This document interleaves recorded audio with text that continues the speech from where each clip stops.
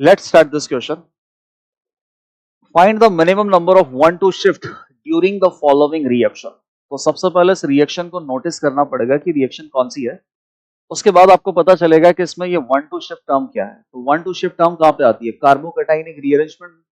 इसका मतलब ये जो रिएक्शन है, डेफिनेटली इस रिएक्शन में कार्बोकैटायन इंटरमीडिएट बनेगा और फिर कार्बोकैटायन इंटरमीडिएट में आपको देखना है कि कितने 1 टू शिफ्ट, कितनी बार रीअरेंजमेंट होगा।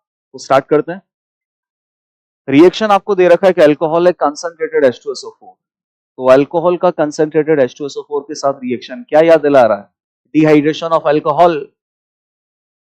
डिहाइड्रेशन ऑफ अल्कोहल, और डिहाइड्रेशन ऑफ अल्कोहल में प्रोडक्ट आपको फाइनली क्या मिलता है? अल्कीन। तो ये फाइनली अल्कीन बना भी तो रखा है। बना देते इस रिएक्शन का मैकेनिज्म। डिहाइड्रेशन ऑफ अल्कोहल कैसे होता है? कंसंट्रेटेड H2SO4 के साथ आप इसे हीट करते हो। सबसे पहले क्या होगा कि एसिड मतलब H+, और अल्कोहल में ऑक्सीजन के पास लोन पेयर है, तो ये अपना इलेक्ट्रॉन पेयर H+ को देता है, तो H+ अटैच हो जाएगा।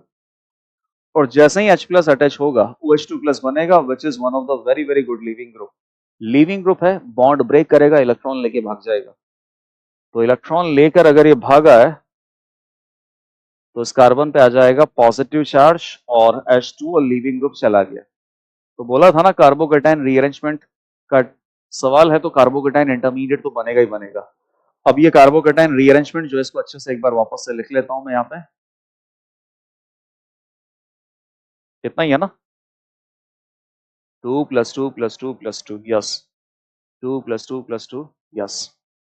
नाउ दिस कार्बोकैटायन रीअरेंजमेंट इसमें होगा ही सही, आपको दिख ही रहा है। जिस कार्बन पे पॉजिटिव है that is 1 degree, adjacent is 2 degree. तो अगर पॉजिटिव एडजेसेंट 2 डिग्री कार्बन पे जाता है तो कार्बोकैटायन का स्टेबिलिटी बढ़ेगा। और एडजेसेंट कार्बन पे क्या प्रेजेंट है? हाइड्रोजन। सबसे पहले आप एडजेसेंट कार्बन की जो 4 वैलेंसी है ना, वो कंप्लीट कर लिया करो। इससे आपको पता चलेगा कि एडजेसेंट कार्बन पे कौन कौन से ग्रुप लगे हुए हैं। जब सारे ग्रुप के बारे में आपको जानकारी होगी, तभी तो आप जिस ग्रुप का माइग्रेटरी एप्टीट्यूड ज्यादा होगा, उस ग्रुप को माइग्रेट करके कार्बोकैटायनिक रीअरेंजमेंट को संपन्न करोगे। तो देख लेते हैं, बगल वाले कार्बन पे जैसे वैलेंसी पूरा किया, हाइड्रोजन प्रेजेंट है, तो क्या हो जाएगा? हाइड्राइड शिफ्ट, क्योंकि हाइड्रोजन का जो माइग्रेटरी एप्टीट्यूड है वो सबसे ज्यादा होता है। ओके, तो CH2H आ गया, यहाँ पे आ जाएगा पॉजिटिव। इसके बाद भी रीअरेंजमेंट होगा, अल्फा और ये हो गया बीटा। बीटा कार्बन पे कौन है? Ethyl, ethyl, ethyl. किसी भी एक इथाइल ग्रुप को आप शिफ्ट कर दो, क्योंकि तीनों ही सेम है ना। और इस कार्बन पे जैसे ही आप इथाइल ग्रुप को शिफ्ट करोगे, अच्छे से लिख देता हूं, CH2CH3, तो यहां आ जाएगा पॉजिटिव चार्ज। इस बार कौन शिफ्ट हुआ है? इथाइल। अब वापस से रीअरेंजमेंट होगा कि नहीं होगा चेक कर लेते हैं।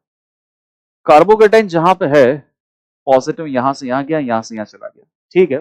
कार्बोकेटाइन जहां पर है ये 3 डिग्री है, एडजेसेंट कार्बन भी 3 डिग्री है, तो क्या 3 डिग्री से 3 डिग्री पे पॉजिटिव जाएगा? तो 3 डिग्री से 3 डिग्री पे अगर जाएगा तो स्टेबिलिटी बढ़ सकता है, घट सकता है, चेक करना पड़ेगा। तो ऐसा करते अपन रीअरेंजमेंट कर लेते हैं, और अगर रीअरेंजमेंट करने के बाद जो कार्बोकेटाइन बनेगा, अगर वो लेस स्टेबल बना तो काट देंगे, और मोर स्टेबल बना तो उस रीअरेंजमेंट को रख लेंगे अपन। तो देख लेते हैं, ये 3 डिग्री पे जो कार्बोकेटाइन है ये किससे स्टेबलाइज्ड है? यहाँ पे 2 अल्फा हाइड्रोजन, यहाँ पे 2 अल्फा हाइड्रोजन, यहाँ पे कितना होगा? 1।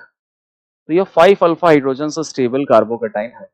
अब अगर मान लीजिए कि मैं रीअरेंजमेंट करना ही चाहता हूँ, तो कार्बोकेटाइन पे मैं लिख लेता हूँ अल्फा, और एडजेसेंट पे लिख लेता हूँ बीटा। बीटा पे कौन कौन प्रेजेंट है? हाइड्रोजन प्रेजेंट है, इथाइल प्रेजेंट है, और मिथाइल प्रेजेंट है। हाइड्रोजन का माइग्रेटरी एप्टीट्यूड सबसे ज्यादा है, तो यहाँ पर अगर रीअरेंजमेंट में करूंगा तो क्या होगा? हाइड्राइड शिफ्ट होगा। अब देखते हैं क्या होगा। पॉजिटिव आ जाएगा यहाँ पे, यहाँ लग जाएगा हाइड्रोजन। अब देख लेते हैं कि लास्ट वाला रीअरेंजमेंट सच में करना चाहिए कि नहीं करना चाहिए।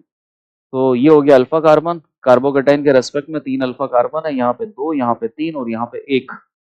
सही बात है ये तो। टोटल मिला के कितने अल्फा हाइड्रोजन हो गए? 6। तो 5 अल्फा हाइड्रोजन से 6 अल्फा हाइड्रोजन। इसका मतलब कार्बोकेटाइन की स्टेबिलिटी बढ़ी है, रीअरेंजमेंट करना चाहिए। तो अभी तक कितनी बार रीअरेंजमेंट हो गया? 3 बार। पॉजिटिव कहां से कहां पहुंच चुका है देख लो आप। यहाँ पे पॉजिटिव था, फिर यहाँ पहुंचा, फिर यहाँ पहुंचा। तो 1 2 2 रीअरेंजमेंट हो गए, फिर यहां से वापस इधर चला गया। 3 रीअरेंजमेंट अभी हो चुके हैं और अभी चेक कर लेते हैं।